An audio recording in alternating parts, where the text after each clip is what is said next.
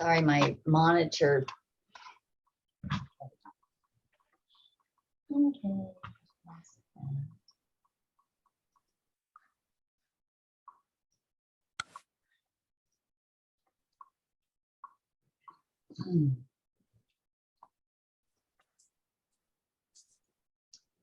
So I'm going to give it one more minute, and then I'm going to go ahead and start introducing our lovely panel this morning. I'm very excited about that. And as I said earlier, thank you all for joining us today. I'm hopeful that you'll find this a really informative, useful session that you can walk away with some more things for your tool belt for those of you who work with communities that are in need of this kind of information and resources. So with that, I'm going to go ahead and get started. Again, as I said earlier, my name is Rhonda Cooper. I work for United Way in the collective impact, community impact area, and we're pleased to be sponsoring this or hosting this webinar discussion today with our three guests on connections for caregivers. And we deliberately titled it that way because we wanted this to be a space where people could come and learn maybe some new things, maybe find out about some resources that they didn't know existed in the community. And we've got three great speakers today who I'm going to introduce now. And I'll start with Tori Greer, who's going to be our first up speaker. For those of you who don't know her, Tori's been in our community for quite a while, and she's been working most recently as the executive director of 211. President and CEO is actually her official title. And this is our region's 24/7 hotline for health and human service information, referral, suicide and crisis intervention, and mental health support. Tori joined the agency as Director of Management in 2018 after working in procurement and contract administration for the Agency for Healthcare Administration. She has a BA from Stetson University and a master's degree in public administration from FSU. Tori was drawn to 211 Big Bend because of its mission to connect others to local health and community resources, crisis and mental health support, and programs for veterans, children, and families. She believes 211 is a critical component of addressing all of the determinants of health and ensuring the community has access to available support and resources. I can speak from personal experience as a former agency director myself. 211 is a critical resource for many of the other agencies in town. Their supportive services, the 211 help book that we had for years, it was like my Bible for so many of the clients I worked with. So we're really pleased to have Tori with us this morning. Next up on my list of esteemed speakers today is Pastor Darrick McGhee, who I have the pleasure also of knowing. He's a board member for United Way of the Big Bend, and we are so appreciative of the thoughtful approach he brings to his role in that capacity. Pastor McGhee Sr., I might add, is a tri-vocational leader. He's the founding pastor of Bible-Based Church in Tallahassee, which launched in 2010. He has close to 25 years of preaching ministry experience. Prior to his current pastorate, he served as associate pastor at Tabernacle Missionary Baptist Church under the leadership of Reverend Stanley Walker Sr. In this capacity, he assisted with pastoral care and ministerial oversight and leading both the church's youth ministry and the collegiate and young adult ministry. He's married to his college sweetheart, and they are blessed with 2 children, which is lovely. In addition to those duties, he's an active registered lobbyist, currently serving as Chief Operating Officer for Johnson & Blanton LLC. He has nearly 25 years of experience in state government and politics. Prior to his current role, he was the Director of Legislative Affairs for the Executive Office of Governor Rick Scott. In that capacity, he was responsible for advocating and securing passage of the governor's legislative priorities. He ensured the proper and legal administration of the governor's legislative role throughout the legislative process and provided counsel and support to the governor and other staff members with regard to legislative and executive issues. In this role, he also oversaw the legislative affairs directors for each of the executive agencies. Before joining that office, he served in multiple senior leadership roles with the Department of Economic Opportunity. While at that agency was the interim executive director, chief of staff, and the director of legislative and cabinet affairs. Boy, this is like, who's who here. So in any case, he also has worked with the Department of Education, Business and Professional Regulation, and Elder Affairs, respectively. As if pastoring and working in Florida's political process was not enough, Pastor McGhee is also the president and founder of Strategic Inflection Point LLC, which is a full-service professional development company. So, but in today's capacity, Pastor McGhee is going to be sharing resources and tips and strategies related to faith-based approaches to working in that mental health space. So we're really pleased to have Pastor McGhee in that capacity with us today. And our final guest panelist is equally esteemed Nancy Farrell. And she's been retired since 2006, although as I'm looking at this paper, I find it hard to believe that she's really retired. In the intervening years, she's been heavily involved in our community, serving as a standardized patient for the FSU College of Medicine, which I had to laugh when I read that. Like, is there anything standard about being a patient? I just love that title. She joined the Osher Lifelong Learning Institute at Florida State University and has joined a work group attempting to bring the first international clubhouse to Tallahassee. This clubhouse movement establishes a place where adults living with mental illnesses can re-enter the workforce, or at least spend the work order day maintaining and running the organization. Nancy has served as member president of OLLI at FSU in 2010 and 11, a year which saw the membership double, which therefore qualified them for $1 million endowment. Kudos to that. That's excellent. In 2017, she was selected as one of Tallahassee Democrats' 25 women you need to know, and now we all know her, so we feel very blessed by that. In 2012, she became interested and began volunteering with NAMI Tallahassee, the local affiliate of the National Alliance on Mental Illness, NAMI. Beginning as the membership coordinator, Nancy soon joined the board of directors, served in several capacities, ending her board membership as the president in 2019. As the affiliate has grown and expanded programs, Nancy variously became a NAMI basics teacher, which is classes for parents and primary caregivers of children ages 5 to 21 with mental health conditions, and Ending the Silence lead presenter, which is a 50-minute presentation for middle and high school students, the program coordinator, and finally currently serves the affiliate as the executive director. Throughout her volunteer time with NAMI Tallahassee, Nancy has represented the affiliate on the Mental Health Council of the Big Bend, the Tallahassee Police Department Citizens Advisory Council, and has interviewed over 100 potential volunteers, has trained and worked with a number of young adult presenters for the Ending the Silence program, has qualified as lead presenter for Ending the Silence for faculty and staff and Ending the Silence for families. Clearly, Nancy is integrally involved in her agency and organization in the programs they present. She's also assisted in numerous family support group meetings and serves as the family support group program leader. She volunteers in the role-playing module of the crisis intervention team trainings offered to law enforcement several times a year, and which is an educational and training effort supported by NAMI affiliates throughout the country.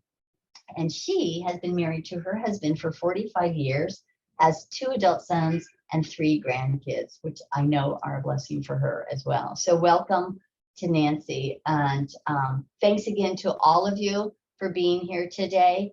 I wanted to remind our audience that we are recording the session today, so if that is a problem for you, please feel free to excuse yourself. We certainly can appreciate that personal space need. But we are recording it because we've had requests from people who are not able to attend today who would like to have access to our information. We're going to be, the way this is set up, you'll have to type your questions in the Q&A, and feel free to do that as we go along. We will wait until the end of the 3 presenters to address those questions, just in the interest of keeping the flow going. And so at this time, I'm going to disappear, and I'm going to start with Miss Tori. Take it away, Miss Tori. Thank you. Thank you, Rhonda. And hello, and thank you, Rhonda and United Way of the Big Bend team. It's really great to have this opportunity to talk about this important topic and the resources that are available.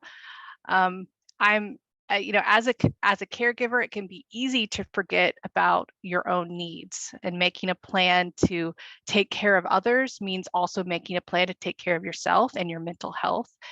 And it can be difficult to know where to start within the maze of resources and information that is out there. And 211 can be a really great place to start. A good first step is to find support. And I'm going to give you a kind of brief high-level overview of 211 and what resources are available. And then there's a lot of other information to get through as we move along. And like Rhonda said, if you do have any questions that come up, please put them in the chat. So for those of you who are not familiar with 211, 211 is a 3-digit number you can call anywhere in the state of Florida, and over 90% of the country, actually. And in the state of Florida, all the centers are blended crisis and suicide intervention and information and referral centers. We also answer the 988 crisis line, which is the National Suicide Prevention Lifeline number. In July, it was replaced with a 3-digit number, 988, which you can call if you need suicide or crisis counseling. But we provide the same level of service for 211 as well. We're both a information and referral line as well as a suicide and crisis intervention line. We've been in the community for over 52 years and handle over 2,000 calls every month from this community on both 211 and our 988 hotlines. Some key points about our services: when you call 211, the calls are confidential. Callers can remain anonymous, so you can feel safe discussing sensitive problems. All of our counselors are trained in active listening techniques, and they can help you assess your needs and provide support and referrals and offer follow-up as needed, and to make sure you're able to get connected to the resources that you need. And then our crisis intervention services include risk assessment for suicide, de-escalation of crisis, and medical interventions if needed. And we do offer follow-up and provide some advocacy when needed for callers. We also have a comprehensive resource database, and Rhonda mentioned the printouts. We used to actually, years ago, print, almost like a phone book, but for Health and Human Services in the Big Bend. Obviously, all of that is now digital, and you can go to our website and actually search our database. And there's thousands of programs and services just within the Big Bend for basic needs all the way to mental health support and therapists in our community. And we have a very dedicated team of resource specialists that are tasked with updating all of those resources. And that's also what our counselors use when they're making referrals for people who contact us.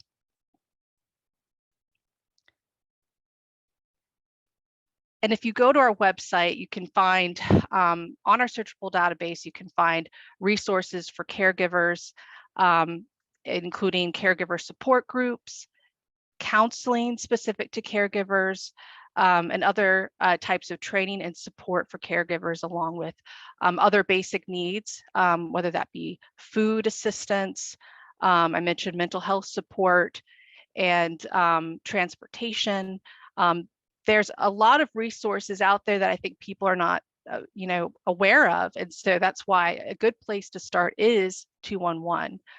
And you certainly don't have to be in crisis to call, but if you just need someone to talk to, or you're needing like I mentioned, some kind of direction on where to go for a resource, we can be that starting point.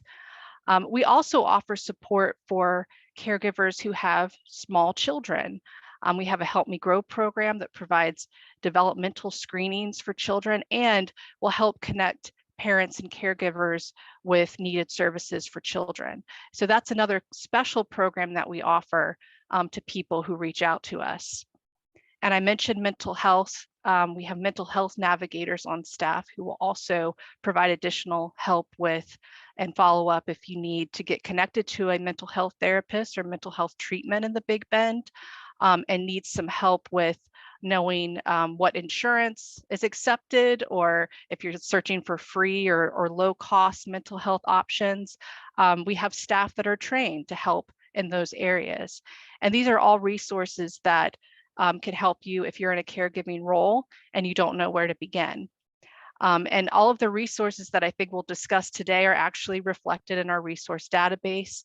And another good place to start is actually AARP's Florida Caregiving Guide, which will be a co-branded 211 guide. We have a partnership, a national partnership between 211 and AARP that's in development that will that'll actually have 211 branded guides for resources along with AARP. So that's another good place to start. So I'm going to go ahead and pause there because we, like I said, have a lot of information to get through. And I think we're going to move over to Pastor McGhee, who's going to talk about resources within the faith-based community. Absolutely. Good morning, everyone. Thank you, Tori, for that. And such an honor to be on the panel this morning with both Tori and Nancy, and to talk with each of you.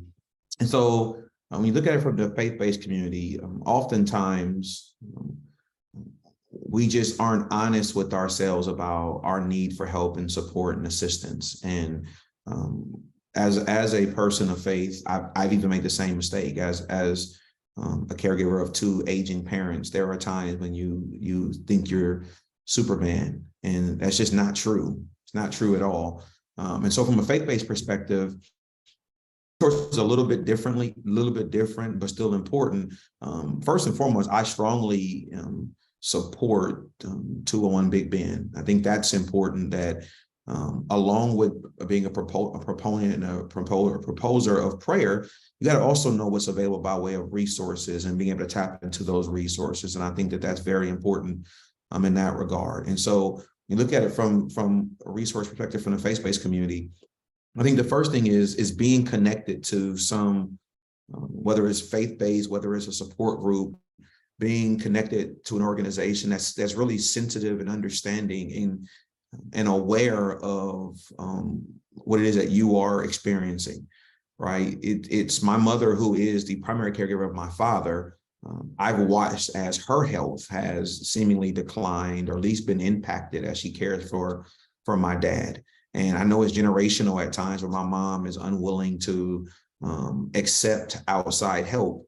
But when you're watching the impact, it is important to know what is available and be able to embrace that so that you have longevity. And so there are several partnerships that, from a faith-based perspective, that we look into. Again, I am a proponent of 211 Big Bend, but I think that it's important that we not hide behind the fact just because we are people of faith does not mean that it is negative for us to also tap into what's available. And so I think that's important. I am a proponent of having a therapist or a counselor or a psychologist.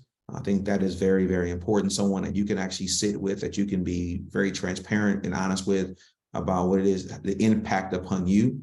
I think that's important. There are 4 things that I jotted down that I think really helps out when you look at it from a resource standpoint. The first thing is being honest with the fact that it's okay not to be okay, right? It's okay to admit that I'm just not doing well as a caregiver, that there are times where it's just overwhelming, that, each day is a different day, and sometimes it's just too much, right? And I think that that's important.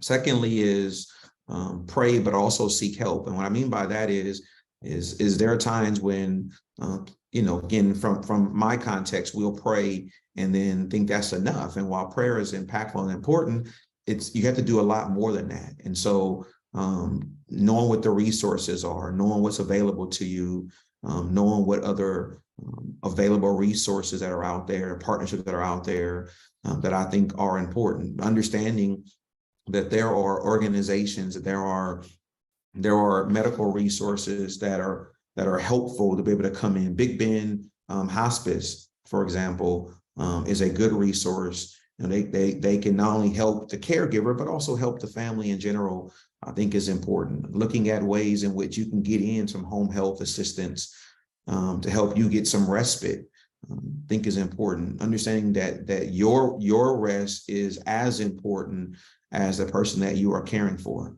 One of my major pushes is something I created called check in, check up, so you don't check out. And so check in means check in on yourself, right? Check in on yourself, be honest about mentally how you're feeling, emotionally how you're feeling, physically how you're feeling. Check in on yourself, and then check up, meaning that you are going to see a primary care physician, that you are having your annual wellness check done, that you are being seen by a medical expert, that they're able to do a battery of exams on you to make sure that you are as well as you need to be. And if you check in and check up, it prevents you from checking out, meaning that you won't prematurely die or expire, because it is true that sometimes a caregiver goes first because you're so committed to the person you're caring for that you often neglect yourself. And so making sure that you are regularly in conversation with a primary care physician, that you are regularly being checked on, making sure that you are regularly adhering to the counsel that's being given to you by your medical professional is very, very important. And then lastly, is developing a support group, right, of individuals, especially those who can relate to what you are experiencing. All can't understand what it means to be a caregiver.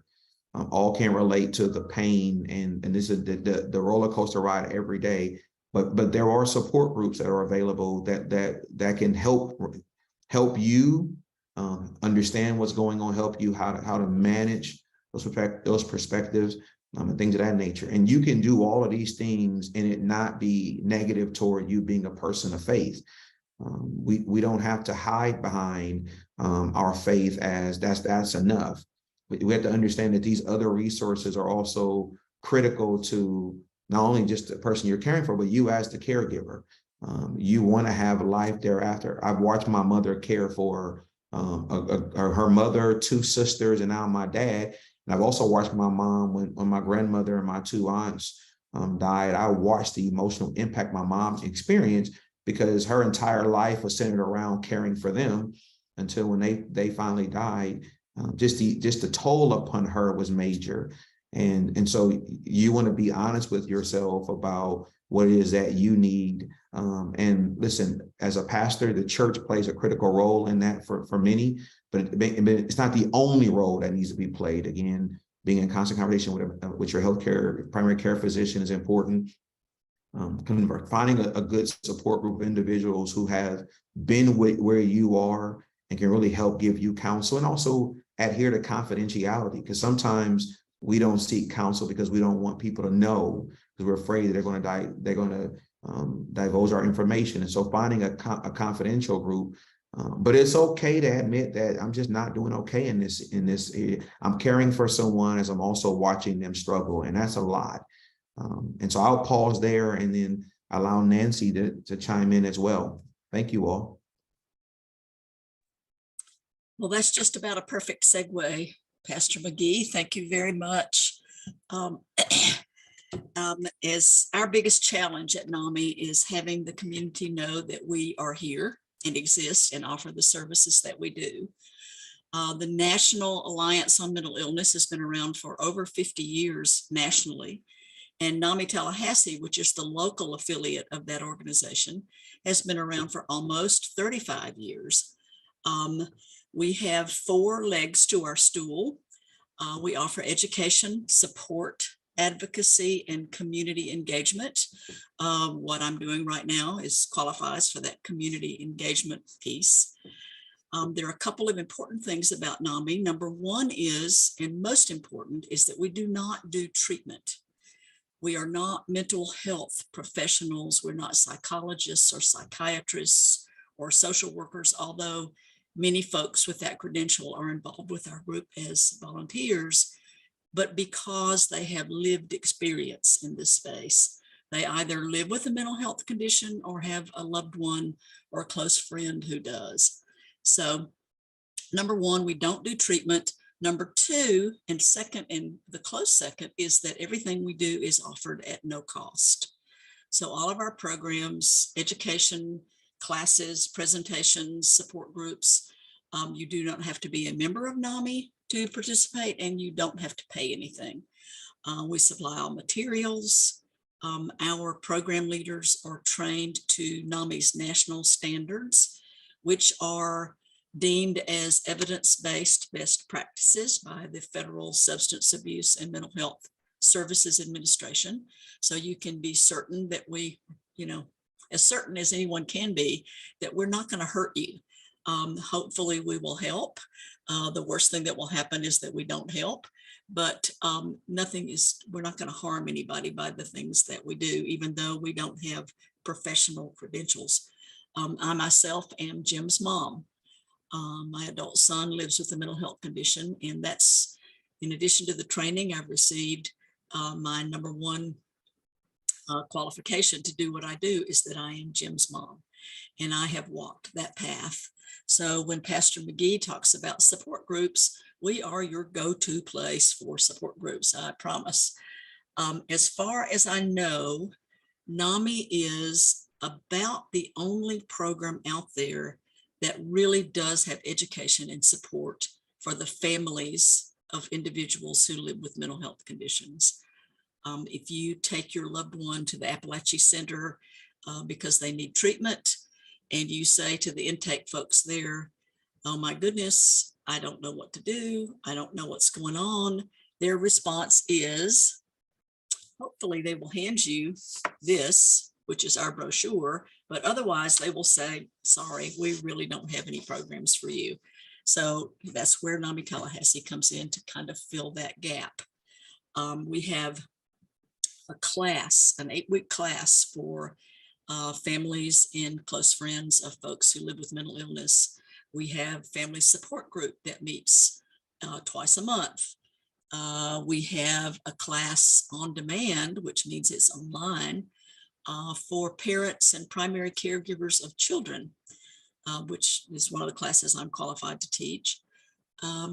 Children from 5 to 22 who live with mental health issues. You don't even have to have a diagnosis. It's just moms know when their kids are struggling with mental health issues, even though it's pretty hard to come to terms with, but we know. We have something called NAMI Homefront, which is for the families and loved ones of veterans.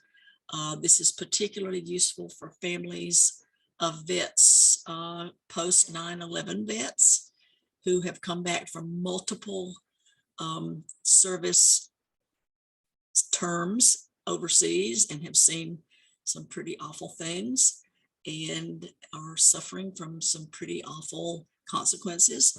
NAMI Homefront is for those families who are trying to adjust to a new normal in their homes. We have something called Sharing Hope, which is a presentation specifically crafted for the minority community that is offered by the absolute most wonderful 2 ladies in the world, one of whom has an adult son with a mental illness, and the other of whom is a retired therapist who has her own mental health diagnosis. They are wonderful women, and they can really tell their stories in a most inspiring way. We have a program called FaithNet, which is outreach to faith community, any faith community, no matter what that faith might be. It is basically a bridge from NAMI, which is a secular organization, to a faith community, because we're well aware that faith plays a huge role in folks' toolkit, their options, their coping skills. So many people depend on prayer and other faith practices to basically get through the day. So we try to partner with faith communities to offer our programs in a faith setting. We have 3 gentlemen who make that presentation, all of whom are active in their own churches. So there's a really good, close, empathetic connection there. We have things for adults who live with mental illness, a class called Peer to Peer. We have 2 support groups a week for that population. We have recently started a young adult group, which is the only criterion for joining that group is you have to be between 18 and 25.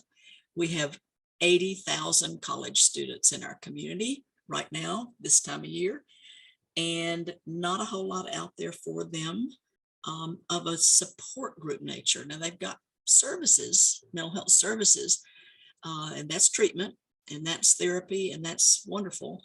But support groups, not so much. So we have one.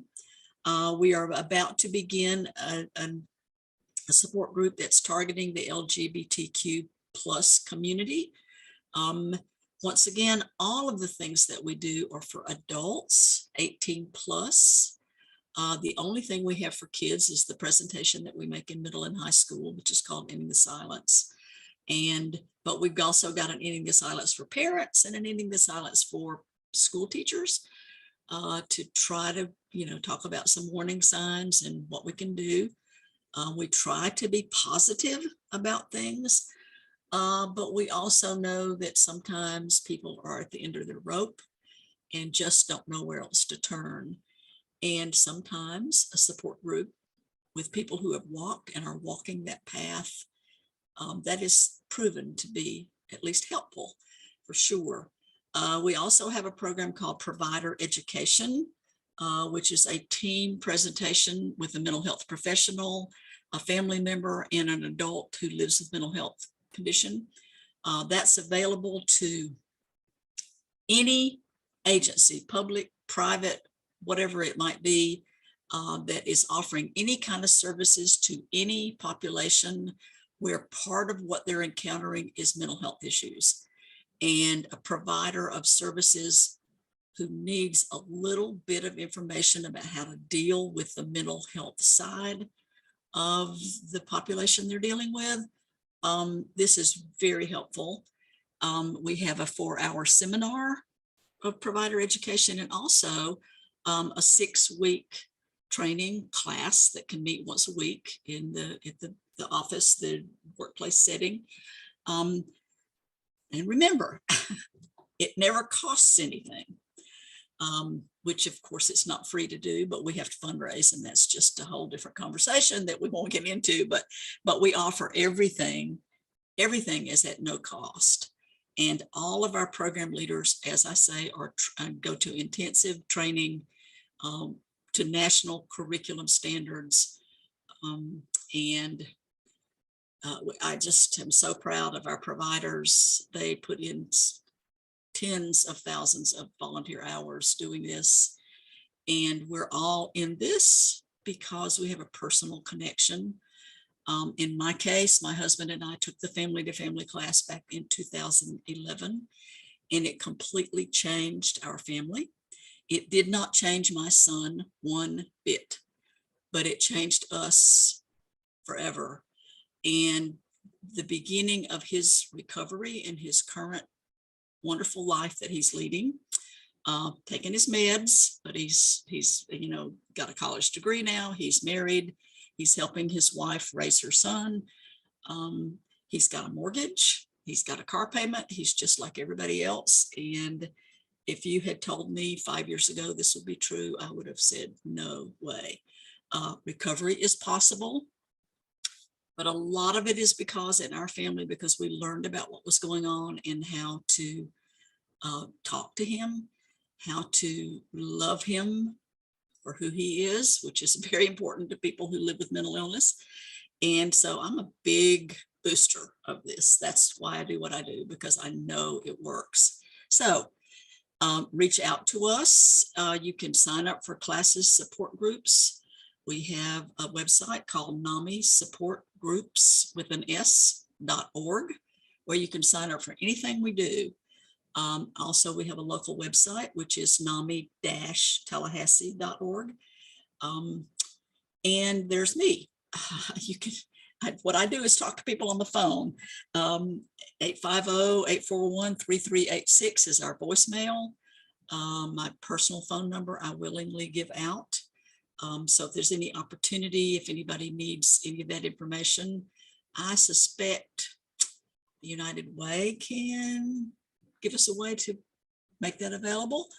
at any rate, we work closely as I say, I represent NAMI Tallahassee on the Mental Health Council of the Big Bend, and we focus, we send everybody to 211 for resources. Everybody in the community should be calling 211, not just in crisis, but for all kinds of community resources.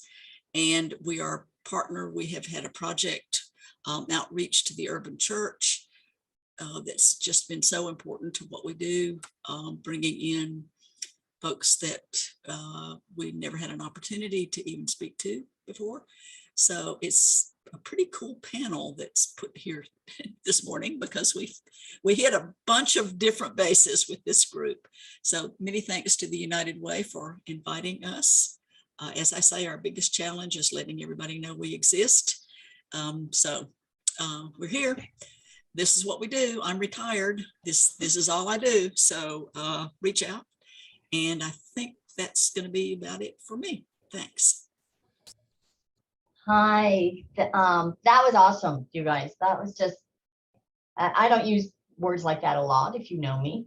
But I have a whole list of things I want to talk about, and I'm just so thankful to have heard and listened to all of you. I learned something new from all of you, and that's really great. So I'm gonna, I didn't notice any questions yet in the chat, but I'm gonna let Angela kind of monitor that, and I'm going to launch into some of my questions. So I'm going to start with Tori. Can you explain, Tori, the mental health navigator piece that you talked about? What are they assigned to a person, or is it like case management, or exactly what does a mental health navigator do in your organization? Sure. So I mentioned our resource directory. We also have a mental health directory where we have a staff who update therapists, psychologists, psychiatrists, and other types of mental health support in the Big Bend. And when anyone calls us or texts us or chats with us on our website, if they have a mental health need, we'll offer a mental health follow-up, and a mental health navigator will be assigned to that person, and we'll reach out to them and offer some additional support, maybe offer additional referrals, see how the initial referrals worked out for them, and see if maybe some additional advocacy is needed for that person to make sure that they're getting connected to what they need. So all of our counselors are trained to do follow-up, but the difference with the mental health navigators is they do really specialize in those mental health resources and helping to ensure that people get connected. You can also call 211 and ask for a mental health navigator too. Great. I was just reminded that if any of the attendees raise their hand, we can unmute you and you can ask your question in person. You don't just have to use the chat. So feel free to do that. Otherwise, I'm going to like usurp all the air in the room because I still have so much I want to talk about. Thanks for explaining that, Tori. Another quick question I have.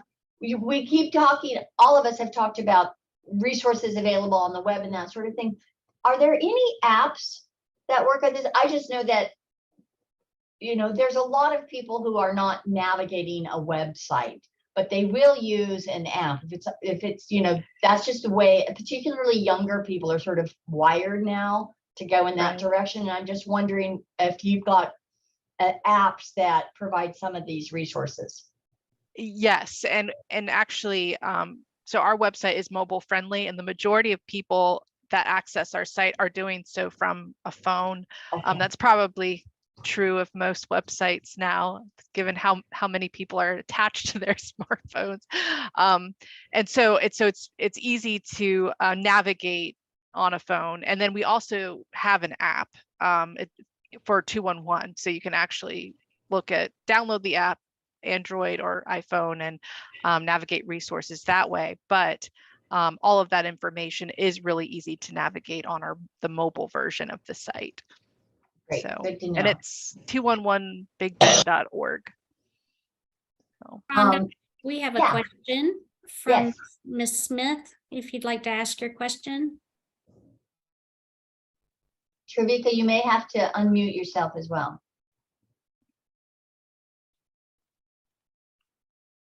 Okay, I think, can you hear me? Yes, we can. Hi, good morning, everyone. I'm really loving this session. It's very informative. I myself, I am a former caretaker of my own mom for 10 years, so I wish I had known about some of these programs. However, I have moved forward and I'm working as a caregiver for the elderly. And I do find I do work with some mental health, issues, and so this is very informative. But what I want to ask is, your agencies that you've mentioned, Ms. Tori and Ms. Nancy, do they work with other agencies, or could I advocate for my clients and getting information to help? Because sometimes, like Pastor McGhee said, with the older generation, they're not so willing to reach out because they're only relying on the faith part. So in that instance, how does that work for like other agencies that want you guys to help their clients? Good question. Good question. Nancy or Tori, you want to hop in? That is a great question. That's something where,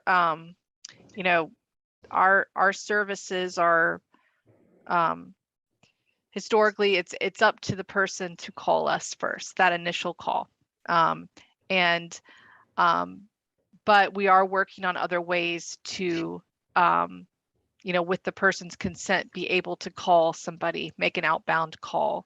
Okay. And so, Nancy, if you want to add let me think a little more about how to answer that question better. But I think that's it's a really good question. It is one that we're working on, Okay. better addressing those individuals who may need some help, but need someone else maybe to reach out. And you can always call and on behalf of someone and ask for resources, and we can help. Okay. You don't have to, you can call for someone you're working with. Mhm. So that's one way to do that. Okay. In terms of NAMI, you and I can talk on the phone. Yes, ma'am. Okay. And you can tell me without breaking confidentiality Right. what your client might need. Okay. What age person would be good to talk to your client. Yes. If your client is a person of color, Mhm. will be culturally appropriate. We've got volunteers of all shapes, sizes, races, religions, genders, you name it. Mhm. This is what we do all day long. I talk to people on the phone. So yes, we partner with anybody, and would be happy to do a group meeting, an individual, just pretty much whatever. We follow your lead on this kind of thing. So I don't know, Rhonda, if I put my phone number in the chat, can the participants see it? I don't know If how they this put it, works. they should be able to, that's a question I can't answer. I was going to say they should be able to see it, but I really don't know. But if they, Okay, if they email us, we can share everyone. that information. The recording will be posted, but we can also do little blurbs for everybody's numbers and that sort of thing, so that it'll be an easy access. Well, I can see it when you put it in the chat. Okay, so I did it to everyone. So Trevika, can you see it? Yes. Oh, it left. I was writing as it was there. Oh, darn. Click on, see if you have a place to click on it again, Trevika. Okay. At the bottom, if you roll your cursor along the bottom and you see chat, you might be, there it is. Okay, Yeah. good. Okay. And really, I give this number out to everybody. So feel free to call me if If I can't Okay. answer, I'll return a call. So that's what I do. Thank you. You're welcome. And I think Nancy answered that question a lot more clearer than I did. I just want to reiterate, and I apologize, that you can always call us on behalf of someone without, again, we're a confidential hotline, but you know, giving us some of the same information that Nancy mentioned earlier, and we can help get you connected. So. Okay. I want to hop in real quick and just mention also that, Travika, if you go to the NAMI website, they have some links to watch some kind of short videos, which were, oh my gosh, they were so helpful and informative, and you know, just really, really heartfelt vignettes that are, you know, people sharing their experience. Really, really useful, I thought. Just as an, you know, the observer, just kind of checking out the resources that were there. And I just thought, boy, I'm sure, I feel, I'm excited about this opportunity to share these kinds of resources with our community, because I really feel like we've got so much that's available, and not everybody's really aware of what is around. So anyway, excellent question, Travika, absolutely. Intervening or reaching out on behalf of somebody, that's just what's going to happen for a lot of people. They're not going to be able, for whatever reasons, to be able to take that step themselves. And we need people like you who are going into that space and helping facilitate conversations and you know, get resources shared. In the absence of another question, I'm gonna bring up mine again. So I want to talk to Pastor McGhee real quick.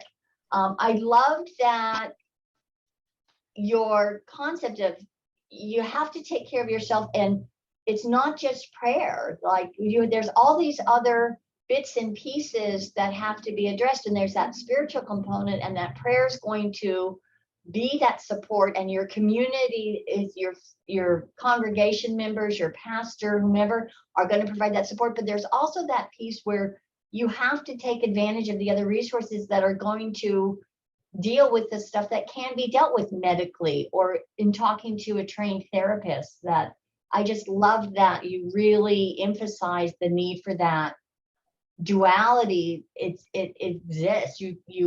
You know, nothing operates in a vacuum, and I love that piece. And I also liked your little check in, check up, and so you don't check out. I really appreciated that. I'm wondering if you know of, and you could either speak from your experience or not, but are there faith-based organizations in town that are dealing particularly with mental health issues in that kind of integrated approach? Honestly, I'm not aware of any, and that doesn't mean there isn't any. I mean, you know, as a clergy and from a faith standpoint, I am an advocate for making sure we tap into the resources. There's no need for duplicative work. I mean, listen, NAMI and 2 on Big Bend are very well respected. The confidentiality piece is of utmost importance, which they both have reputations for. Oftentimes, unfortunately, we don't create partnerships. We being faith-based, we don't create the partnerships long-term that are necessary. And I think that that's important, whether it's the abuse hotlines, whether it's the area agencies on aging, right? All of these things are available in that regard. But from a faith-based partnership, I'm not aware of any one church or faith organization that has this. Now, I'm quite sure there are some, and I want to be very clear. In my lack of knowledge does not mean they don't exist. I want to be clear about that. Yeah. A lot of time there's stuff out there that just hasn't crossed over your path yet. But well, I love this opportunity for some of this information to be through our people who are attending, that hopefully some of this information is going to be dispersed within all those communities, and we can start to see some of that cross transfer. 211 and NAMI, those are both free resources for the community. And I think it's really critical that people are aware that there's advocacy, you know, available and information available that can provide help and support to people. Nancy, moving on. I had a question. One of the things was you talked about the support group for that sort of 18 to 24-year-old group. And you specifically mentioned, there's 80,000 college students here, but I'm sort of interested in how do we get to those community members in that age range who aren't in college? Like, what kinds of ways of reaching that community are you guys working to try and address that community? And I speak specifically given the amount of attention that we've recently had on that age group related to so many things that are happening in our community. And I'm just wondering if NAMI's been trying to work within that space with support groups, but that are not targeted towards the college student for that age group. We don't specifically, there's no requirement to join this group that you be in college. It's just an age requirement. We realize that a lot of people in our community, get done with high school and go to work, or, get married and start having babies or whatever. So we market this just in our general marketing to the community. Now, how we reach them, it's a lot easier to reach the college community because they've got, places we can post flyers and Right. online lists of things that we can access. We're very involved with a group now. We're working particularly with Black Men's Health, and have recently had Yes. an event at FAMU with young men on the FAMU campus who are campus leaders and are doing outreach to the community that surrounds FAMU, to people of their own age and also to teenagers in kind of a mentoring situation. We just have these little pockets of folks that this town is one that's just got hundreds of small nonprofits that reach out to all different kinds of target audiences. And all we can do is try to partner with as many of those groups as we can and get the word out that we're here. So in a roundabout way, I would say it's difficult. Well, I'll take it back. My program coordinator is 25, and she is so into social media. There's stuff out there from us on Instagram and Facebook, and we even have a YouTube video. So we're hoping that we reach young people that way. And we're building this group. It's a slow process, but the way it's going to grow is by word of mouth. People are going to tell their friends, and that's just how young people roll. And I'm old. I'm really old. My grandchildren are teenagers, so I count on my young volunteers to guide me in this. You do in the outreach that we do. So we're trying to learn how to reach that population. Let me just put it that way. I totally recognize what you're saying. It's easy when you've got mediums that target direct, like the college students have. There's ways to approach that group, but when you've got a more disparate group, it's not connected through necessarily the same things, then it starts to be a little more challenging. But I'd love to have conversations with you about, maybe working with some of the community centers. Is there a way to get volunteers who go in those community centers and just have resources available? Food pantries, like, in that some of our neighborhoods where we know that people are being impacted by so many other stressors, that might be an ideal place to just every once in a while see if we can get volunteers to sit at a table and just talk to people about what's available and that sort of thing. It's a really good idea. And we do have a lot of young people volunteers. The young people in our community are pretty amazing, actually. Yeah, absolutely. Many of them are my heroes for sure, because they work, they people who care, who are doing the work is what we call it. So I don't have any other things on my list that are not very specific. So I'm just going to hold off on that and talk to y'all separately about that later. But I've so appreciated all of you for what you brought to the table today. And I've learned a lot, got lots of ideas. So I'm excited to maybe have some more conversation with each of you about other opportunities in our community to help make sure these resources get more widely shared and utilized, because it just, mental health is a huge and growing issue, not only in our community, nationwide. I can speak to my own experience. I have family members who have struggled with mental health issues for a year, and there, but for a few little brain wiring synapses go I. It's just, there's just so many of us are impacted by this issue. And I'm all for the more conversations we can have, the more sunshine we can shed on this. I think we'll go a long way towards resolving some of these issues. So I really appreciate you all taking the time today to come out and chat with us, and excited and hopeful that this leads to some more really great outcomes for people in our community. So